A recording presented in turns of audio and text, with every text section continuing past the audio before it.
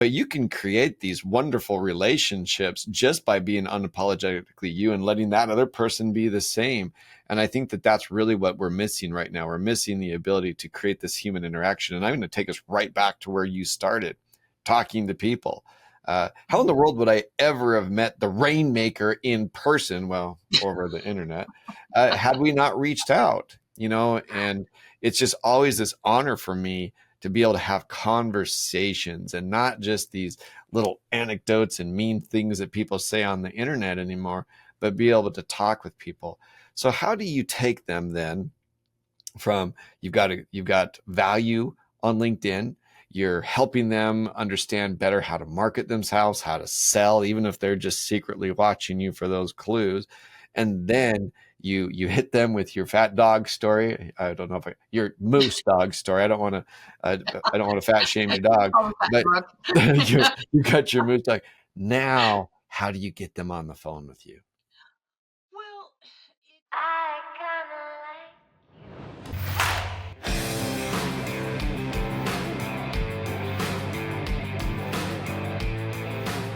Hey, welcome to Networking Star. I am your host, Jeffery Boyle. And here at Networking Star, I interview some of the most innovative, I'd even say cool people that they're not just innovators, they're people that inspire us and help us want to have, be, and do more in life. And today I'm joined by Jackie Rainforth.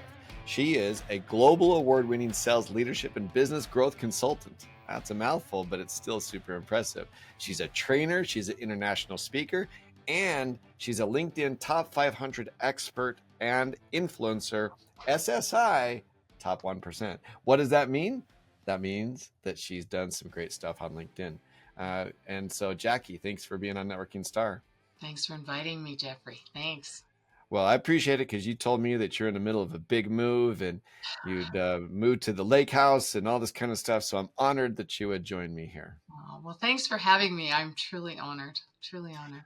Well, you international speaker and being top rated on LinkedIn.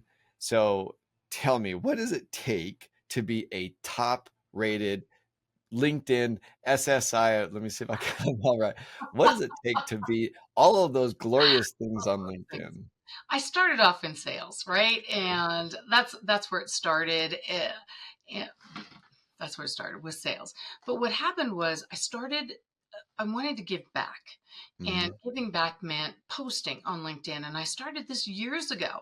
And every day I would just post a sales tip, a video, something value add for the people that were part of my connection. And it just kept growing and growing and growing.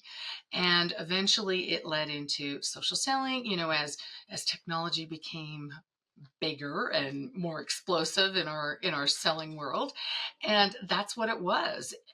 And I became, thought leader and influencer because I was constantly giving back, and people started following me on LinkedIn. And you start having those relationships, you start creating more of a brand on LinkedIn. And that's what it was. That's basically what it is. It's So let me about. get this straight. So you actually provided value, you actually interacted with people, Mhm. and you actually started getting business from that?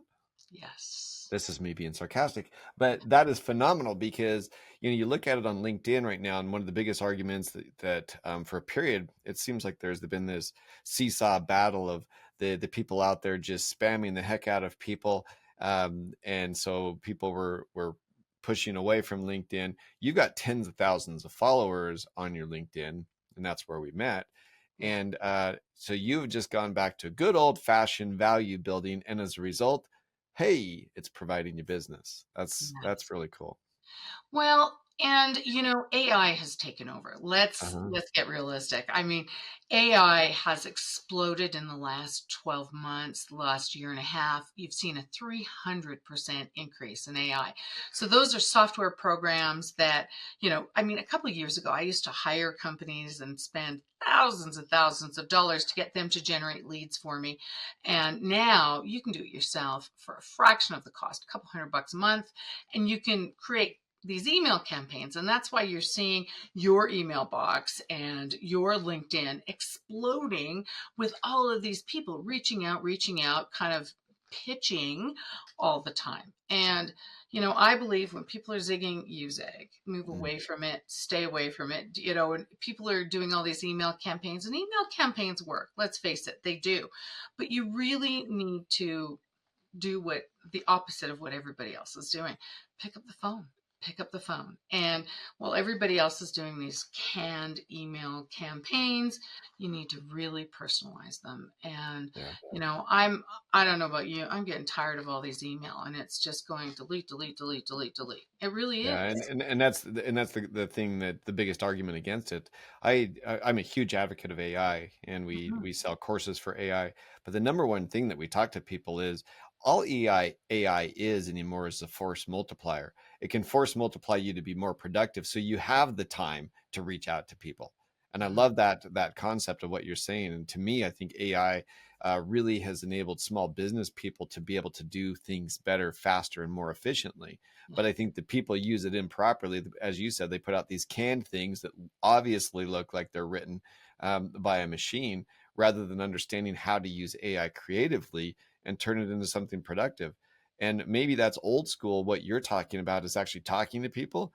I Mhm. love AI, so I can talk to people, so I can have conversations like this. And that's basically what I love about what you're saying is, go back to providing value and start talking to people more frequently. Yeah. Yeah. And it really is about value. 84% of business leaders, like C-suite executive decision makers, Uh-huh. are on LinkedIn, and they're watching, and they're making their purchasing decisions based on what they see. So if you're posting your products and services, and little things about your products and services on there, they're watching, they're getting information from there. But to just be pitching, pitching, pitching in these canned speeches, it's just not going to work for you, because they're just going to ignore you, they're going to block you, that's what's happening.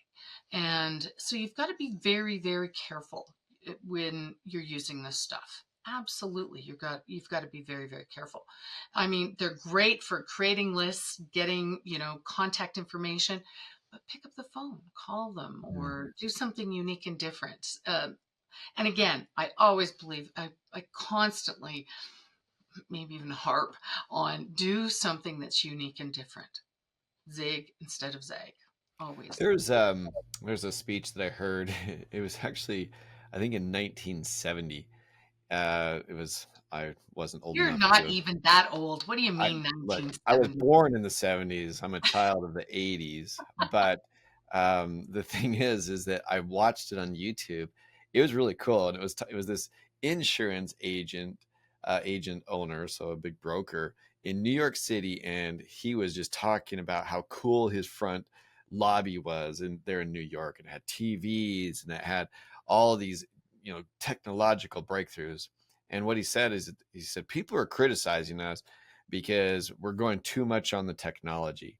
But in the end, even with unlimited technology, and that's kind of funny. You think about it, 1975 with unlimited technology, even with all of that, creativity and value add are still what is going to make you successful. So it doesn't matter, it doesn't matter all the assistance you have, or even if we're going to go back to the 80s, the $6 million man, they're stronger, faster, better, right? What really sets us apart is our ability to utilize that to be creative. And then, love what you said, pick up the phone and talk. Mhm. Email can be misconstrued, a text can be misconstrued, but talking to somebody that can feel your emotion, they can feel you. And I think that's got to be the goal more. It's all about relationships. It's 80% relationships and building trust with that person, Yeah. and that's the key. They need to trust you. They need to know you, like you, and trust you before they're going to buy from you. And that's why word of mouth is so, so important. Referrals are so important these days. That's the number one thing you want to chase, really. You want to make sure that your LinkedIn profile is loaded with recommendations, that your website is loaded with testimonials from people, and that you've got recommendations. I always tease that. Well, I tell this story, and people just look at me, but we needed a dog house sitter, for we were going on holidays, Yeah. and this lady comes over. I'd met her through some course I was on. She comes over and she, first of all, she gets down on the floor and plays with my dogs, gets down on their level, puts her hand out, the dogs sniffer and they loved her right away. One of my dogs is really high anxiety, but she gets up and she says, "Oh, and here you go. This is my," she opens up my binder. "These are my customer referrals. These are my recommendations. This is my training. This is my dog CPR. And, this is a dog sitter." And she's, flipping It's through big her bucks though anymore, credentials. but dog sitters can make some righteous dough. I know. And I'm like, this woman has got it. Like, Mhm. dog CPR. I didn't even know there was dog CPR, right? I And don't I don't I don't know if I like, would do dog CPR. I love my dog, but I'm not quite sure I'd know what to do. Even though I'm person CPR certified, I don't know where I would go with that. exactly. But she did it right. Wow. She built trust and rapport right immediately as soon as she walked through the door. And then she built credibility and authority. She showed me how her company, right? And I always go through this. You have to, there's a process, and I'm all about processes. Right. Companies and people, regardless of what your business or service is, you have to build, there's a purchasing process that a client goes through. Uh-huh. And you have to, you as a person who's selling or your services, you have to build credibility and trust first. Then you have to prove your company has credibility and trust. Then it's your product and service. Then you can talk price. And that's Mm, what the trust level process is. If you do those out of order, you are going to lose the sale. mhm. And so she did it right. Like, she earned my trust is sitting down with the dog immediately. She earned the dog's trust. Then she goes through and she earned the company trust by saying, "Okay, this is my company and this is, what I have and how they do it and da da da. And here are all the, testimonials and things like that." And, she did it right. Before she even talked about price, I was like and in, right? Yeah. And that's how you do it. So let me And ask then you a question as it relates to that process. Testimonials are huge. Past contacts are even bigger because both of them can add to a lot of business. Talk to that brand new entrepreneur because there's a lot of entrepreneurs or people that are trying to transition from a job into being an entrepreneur. Mhm. What advice do you give that person who doesn't have a book of business, who is trying to make the book of business, that is trying to get the testimonials but doesn't have the testimonials? Use anybody in your past history that you've worked with that knows you, Mm, likes you, trusts you, and why they think you're important. And, when I first started, I went to past employees who were now successful right. in their own right? Like, they are successful salespeople. They talked about my leadership. They talked about, what my personality. They did a video for me. Mhm. And that in itself, like, go to the people that know you, love you, and trust you in right now, currently, and get them to do something for you. There are people out there that know you, love you, and trust you, and they will speak up for you. Get them to put testimonials for you on your LinkedIn or on your website. Get a book of, have, I always believe in having a sheet of paper, and every proposal that you put out, you attach your testimonials with that. You want those testimonials everywhere. And the reason being is that when someone does a word of mouth testimonial or referral for you, that that other person that's received it trusts uh, complicitly, and they're Mm. not going to barter on price because you've transferred the trust from one That's person really to the a other. good idea, actually. You think about it, because even the brand new novice is going to have somebody that loves you. And Mhm. as superficial as people are, unless you're trying to go for a six-figure contract or a massive contract, they're not going to look on there and see that that was your former scout leader, your former Sunday school teacher or something like that. They're going to see that, oh my goodness, this young person, has already got some referrals. That is an excellent idea. Talk Mhm. a little bit about your process now.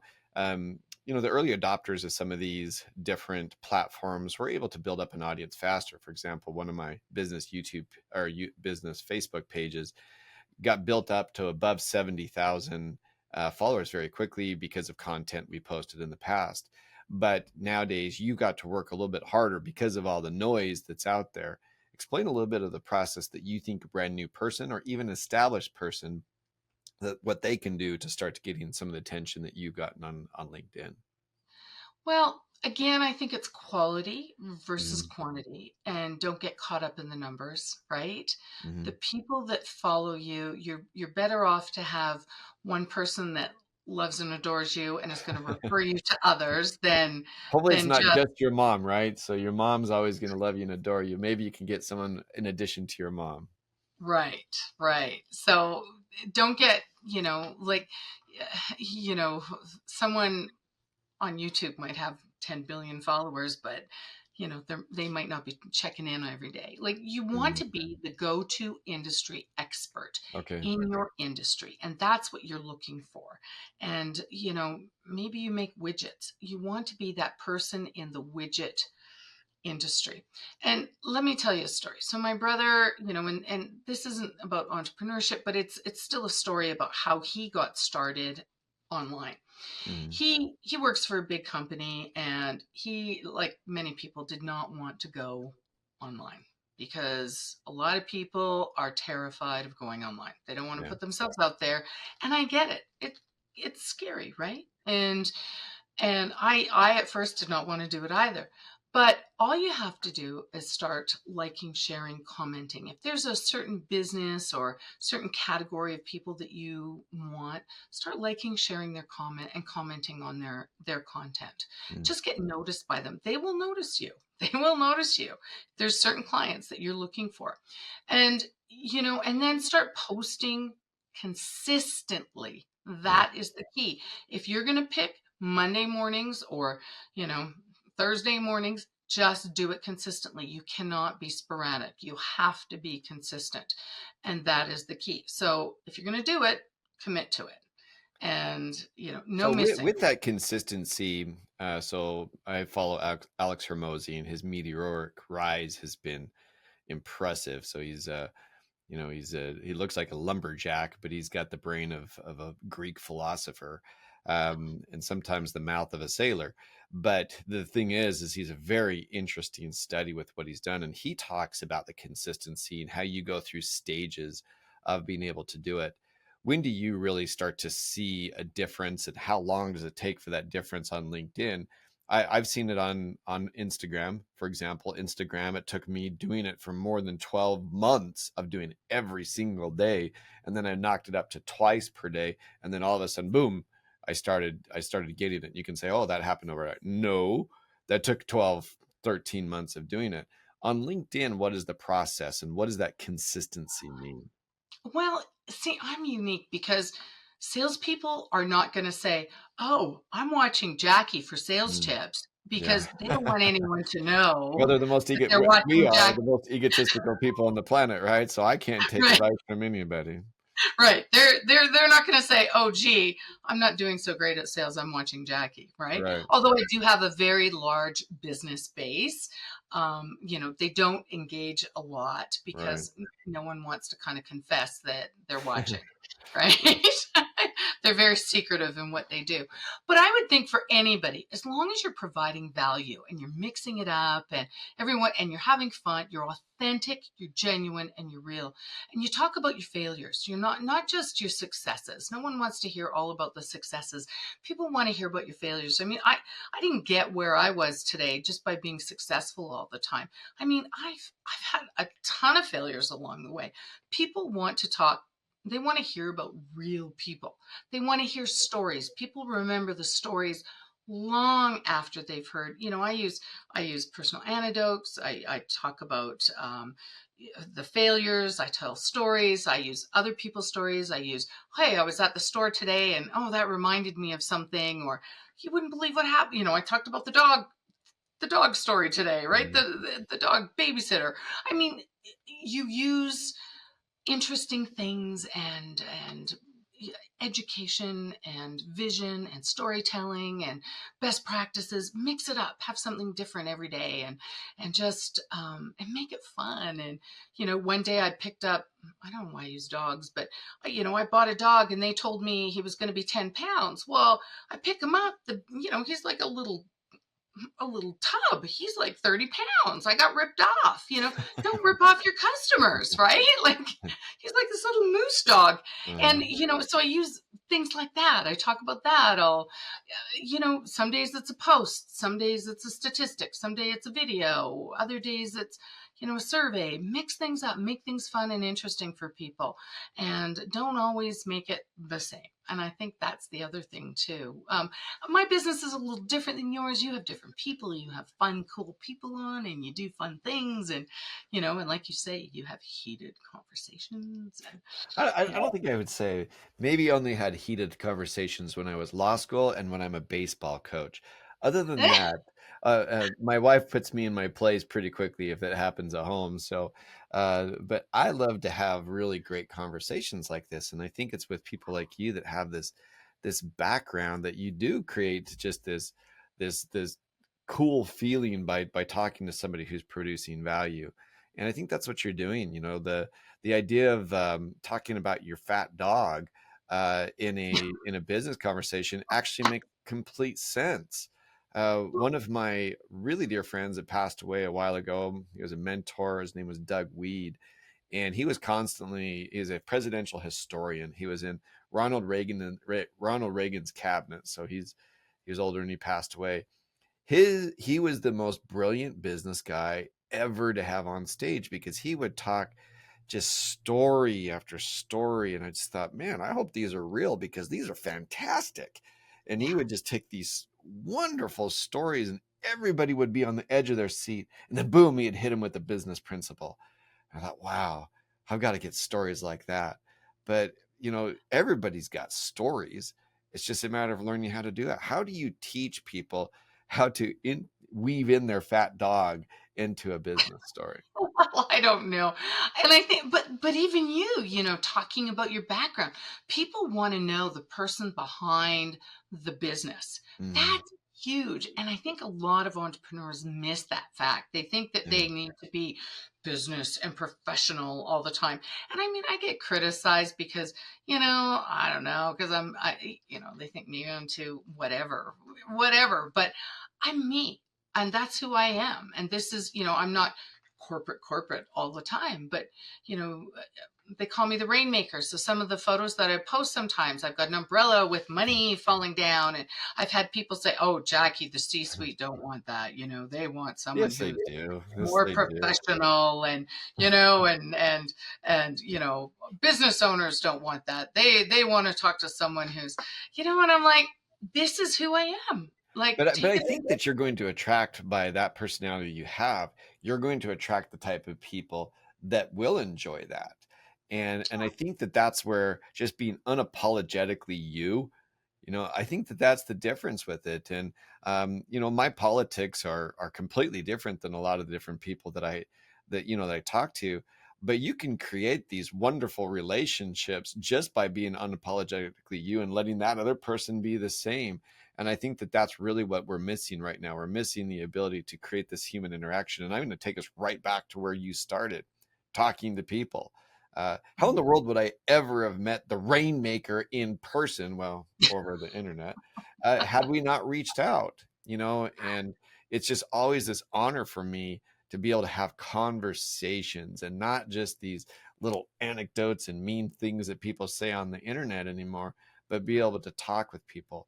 So how do you take them then from you've got value on LinkedIn, you're helping them understand better how to market themselves, how to sell, even if they're just secretly watching you for those clues, and Mhm. then you hit them with your fat dog story. I don't know if your moose dog story. I don't want to fat shame I your dog, call him Fat but you Dog. you got your moose dog. Now, how do you get them on the phone with you? Well, it depends. I think you have to have multiple conversations. Mm, It's not just one conversation and then hit them up, right? It's multiple conversations, and they're going to watch you for a while, and you're going to see who's liking you, who's yeah, commenting, who's engaging, and there's certain things that are going to go on. You're going to every fifth post can be a post where you're actually promoting yourself. Where Gotcha. at the bottom of the post, you can actually put something about your business, where you can say, "Hey, um, I do keynotes on business growth or sales or Mhm. leadership or whatever, right? You can do that. The other thing too is you've already warmed up by having those conversations. You've created a warm lead. They know who you are, so that when you do phone, you can say, "Hey, it's Jackie calling from LinkedIn. We've had a few conversations online. How are you, Jeffrey?" Right? Listen, I was just phoning to see. Do you ever have conventions or conferences where you need a keynote speaker? It's that simple, Mm. right? You've already warmed up the lead by talking and kind of even having that interaction online. You're talking about But speeding up by slowing down, and right, fast is slow and slow is fast. I guess that's a Navy SEAL type of thing. But what you're talking about is truly creating the foundations, having the patience to be able to interact with people, and in so doing, you've created value, and now you have the ability to call them without offending. yeah, that's it. It's that simple. But and here's the other thing. The other side of it is that when people do see you and they do see you giving value, giving value, giving value, and they see you online, a lot of times they'll reach out and say, "Hey, I see you. Do you have time, or can you tell me more about your program?" They will reach out to you as well. So that happens. Well, And Jackie Rainmaker, I can see why it is that you are the 1% of all those initials that are on LinkedIn. It just makes sense. Give me the final question I'd have for you is just give me not a question, but give me the best practices of what I should do to make a name for myself on LinkedIn. okay, in your header, make sure that your header speaks to your customer, what you offer your customer. Make sure that you are reaching out to connections every day. Make sure that your about section is in first person. It's not a resume. Mm. And that it talks to your client about what's in it for them, what you're going to do for them, and how you are unique and different. How I you, like that last one, by you're, the way. I like it not being a resume, but what's in it for them. what's in it for them. I'm gonna bold that one right there. Highlight, bold, underline, keep going. Yeah. How you, your company, and your products and services are unique and different from everybody else. And if you don't know, ask your customers. Mm. It's called canning and cloning. They will tell you what makes you unique and different, what makes your company unique and different, and what makes your products unique and different. And then have a call to action at the end, I love it. because so often we forget that. And entrepreneurs, and don't be afraid. This is the thing. Entrepreneurs are really good at their business, but they are not so great at selling sometimes. I like that And idea of a call to action in that part of it. I say I'm gonna go through and make some notes when we're done with this because Mhm. I've gotten to be pretty good at some of the other platforms, but LinkedIn, I'm just it's kind of grinding, right? So I'm asking you selfish questions on this, and I hope it's helping other people No, because I hope I so. like I hope that idea of the call to action, and I like that idea of talking to the person rather than just putting a list of accomplishments or a resume. I think right. that's pretty powerful. Your work experience can be like a resume. Your Right. about section, and fill up your featured section. It can be videos, it can be takeaways that the Right. client can take. It can be, anything. Make sure your recommendation section is filled with testimonials, Yeah. because people check it out. They really do.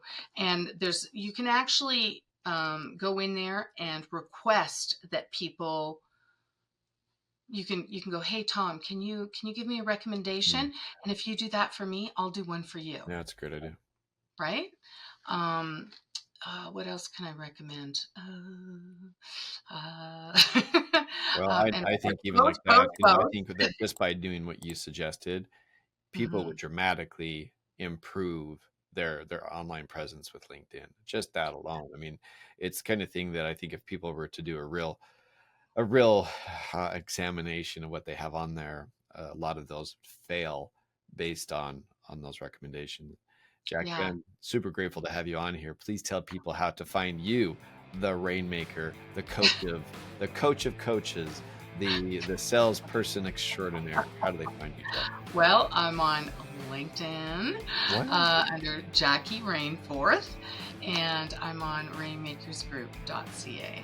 So I'm in Love it. Canada. Yeah. Uh, Thank you so much for being. Canadians are always nice, and you have really shown me. Other than saying a boot rather than about, this has been. oh, I'm kidding you. right. I'm kidding you. Hey, what do you mean? I don't get it. I really appreciate you being on here. It has been a Oh, thank pleasure, you. and I think it gives me a task list of things that I need to do, and I can Oh, see why thank you've you for been, the support. why you have a lot of followers, and why you're ranked so high on LinkedIn. Thank you, Jeffrey. Thank you. It's been a pleasure. Talk to you soon.